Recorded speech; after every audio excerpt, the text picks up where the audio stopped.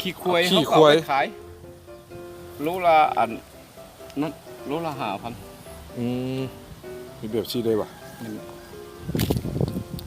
เอ้าบัดฝนตกมาบ่เป็นหยังวะบ่ฮะอันมันก็ต้องเขาก็ต้องรดน้ำเสมอบ่บัดยามฝนนี่ซั่นน่ะน้ำฝนก็บ่เป็นหยังฝนตกเขาก็บ่พุดมันต้องซุ่มตลอดเลยเอ้ามันบ่ตายป่ะเขาคือว่าห้ามอันถึกน้ำฝนบ่นะว่าบ่ถึกมันบ่มีน้ำมันควบซุ่มต้องได้70-80%นี่โอ้อันเฮาเฮ็ดรู้แต่มันระบบตลอดแต่ก็บึงขี้ก็เดินแล้วนี่แอฟริกันไนคอลเลอร์อ่ะตัวนี้มาจากออสเตรเลียเรียกว่ามาจากเมืองไทยเหมือนกันกิโลละ100ตอนม้าใหม่ๆน่ะโอ้แล้วก็คอยอย่างนั้นก็ได้เจ๊พูดก็เก่งไปบึ้งมาดีขึ้นไปพุ่นเอาชุดเอาลวดแถมแล้วเอาลวดอ่างนี้ได้จะพูดกันจะพูดกันว่ายังอยู่ที่เบี้ยหุงกันแล้วนะเมื่อล้านแต่เอาวันต้นกล้วยตัวเขาทับน้ำมาใส่นะใส่อ่างเลยเอาใส่จนมันเดี่ยมน้ำมืดเลยดิมันเปื่อยเปื่อยมันเลยเนี่ยเอาแทนจนมันเปื่อยกันละโอ้จีขายครึ่งนึงลบครึ่งแล้วเขาจงไว้กระเพาะเงินเอาแล้วสิไปเลี้ยงขี้กระเดือนด้วยใช่ปะนี่สิไปเลี้ยงขี้กระเดือนด้วยใช่ปะโอ้ไปยุ่งพุ่นละบนแก่ไหนมันบุพุดแล้วหนวกหูอะไรบ่ไหวอ้าวเจ้ามันเสียงกุดีเลยมันเริ่มเป็นในเมืองแล้วเนาะเอา11 ฟาร์มอยู่มองไหนคิดว่าพุ่นละบางเวียงพุ่นละโอ้สิไปอยู่ไก่ใช่ปะนี่มีหมูอยู่คนเดียวไปอยู่ใกล้หมูโอ้ออร์แกนิกฟาร์มอยู่คนหมูไปสิไปอยู่แถมแล้วคุณมันกันโอ้คันได้ดินกว้างเอาอีกกับเป็นแต่ไปเนาะก็สิเอามันพ่วงมันละอันนี้เขาเลี้ยงจากมือเขาเลี้ยงจากมือนี่เขาเลี้ยงประมาณนั้น2 เดือนแล้วก็เริ่มเก็บแล้วก็เลยขี่ขวย2 เดือนเริ่มเก็บอ่ะนี่นะเขาที่เลี้ยงเป็นเขาเลี้ยงเป็นห้องเอาส่วนหลายมันไผ่มาซื้อพวกตึกเบ็ดนะตึกเบ็ดกับพวกเบ็ดมาซื้อมือละมาอันซื้อละขีด2 ขีดเขาจะขาย20,000เป็นเลี้ยงเขาจะก็เอาหลายแหละคือเป็นย่างหน่อยก็ต้องเป็นโลเป็นเดือนคือเป็นเลี้ยงตัวเลี้ยงโดนแล้วอ่ะ6 ปีนี่แล้ว6 ปีนี่มึงวางใต้มึงไม่ใช่ตัวนี้น้อยเนาะมูนี่ตัวใหญ่สุดตัวใหญ่แล้วไงเอาหมดไว้มันตัวใหญ่ไม่อยู่หมดกันละโอ้สิเป็นซีนี่คักแท้เลยเนาะก็ว่าเห็นอัดตู่อยู่สนอกก็มูก็ยังติดเขาแล้วว่าอันเอียงมึงพักผ่อนเขา12 โมงเขาปิด5 โมงคืนเขาเปิดมาห้องรู้ปูออกแบบเจ้าปูกันละสิมาซื้อเครื่องโมงนั่นนะพักผ่อน2 โมงแล้วพักผ่อน6 โมงเศร้าคน6 โมงแรงล่ะจะโมงละ12 โมงเขาปิดไว้โอ้ตากมันสิเลยเนาะเอาคนพวกอันไทยเขาก็ว่าบ่ให้ถึกฝนแล้วจะมีที่ของเราโอ้หัวเฮ็ดไปซี่นี่ก็ใส่น้ำหัวหยังก็ไปกันแล้วตัวเอาใส่น้ำดินบนแดดไปอย่างก็ได้ครับตรงทางแบบนี้ผมที่เขาต้องปูพื้นบ่ไม่จำเป็นปูหรอกคันเขาอยากปูเขาอันนี้ก็อ้างอันเขาเรียกไข่แดงไม่ได้เห็นมันคนโบมันมีคนซื้อแล้วเขาก็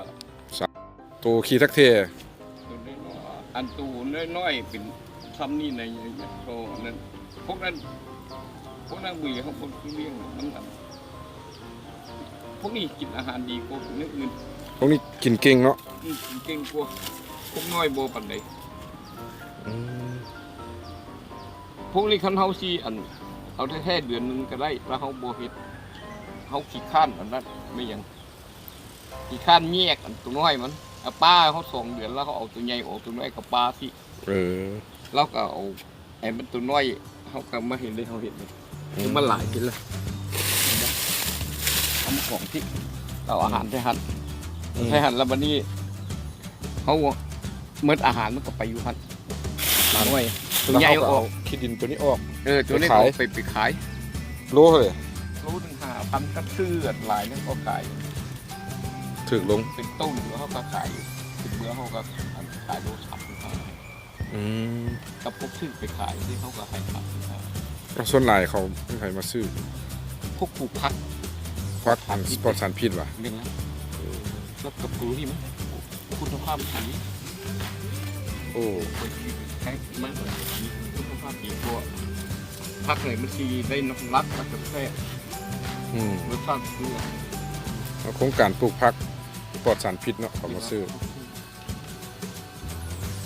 เลยโอเคอยู่เนาะ ก็พอได้ขาย ทุกมือก็ไม่ไหวเลยเขาผลิตจนบ่ทันแล้วมีทั้งนี้ขั้นมันมีหลายตัวที่เห็ดได้ไปเห็ดตามตลาดหน่อย เดือนนึงได้ขายบ่ครับต้นก็ประมาณนั้นแหละ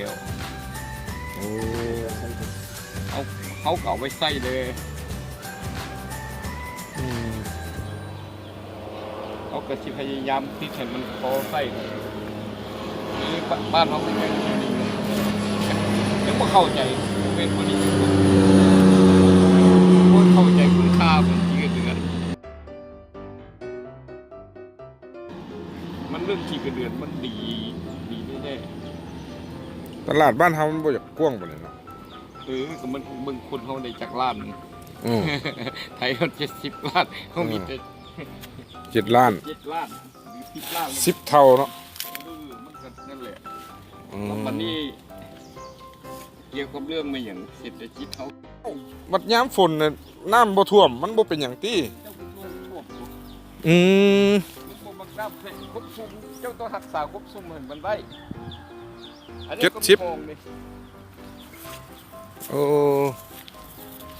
ผ่านมาบ่เคยเจอปัญหาเป็นหยังว่ามันตายเป็นหยังนะมันเลี้ยงง่ายเนาะขี้เดือนเนาะแม่นบ่ขี้เดือนมันเลี้ยงง่ายสบายมันมีประโยชน์หลายนะ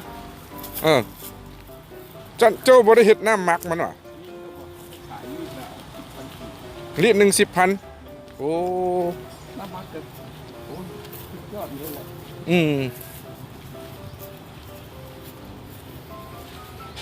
โอ้เม็ด350ก็ขายจงจะเฮือนอยู่หั่นเนาะไปสร้างความ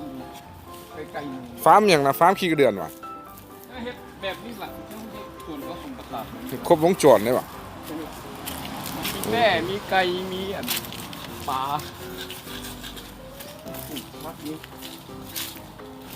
แม่ก็มีแม่ทำนมด้วยมีนมแม่โอ้เขาเลี้ยงครับโอ้เจ้าอยากเลี้ยงสัตว์เนาะธรรมดาก็ต้องได้เลี้ยงงัวน้ำแหละจาก10 20แม่เนาะงัวก็มี30 ตัวแม่ก็มี10 ตัวโอ้ก็ได้อย่างขนาดนี้ก็ยังบุญมีบริบูรณ์กลายเป็นน้อยไปเนาะเนี่ยเบ๊ะ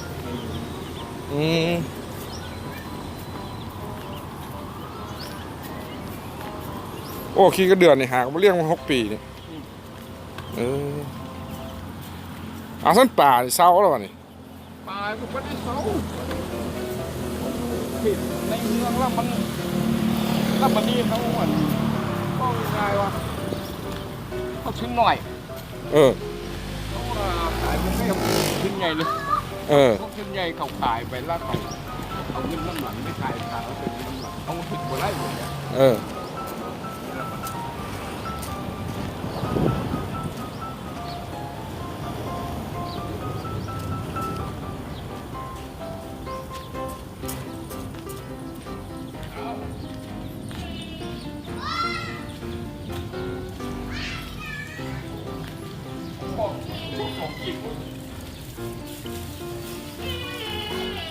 ก็ตื้มให้ได้แล้วเนาะ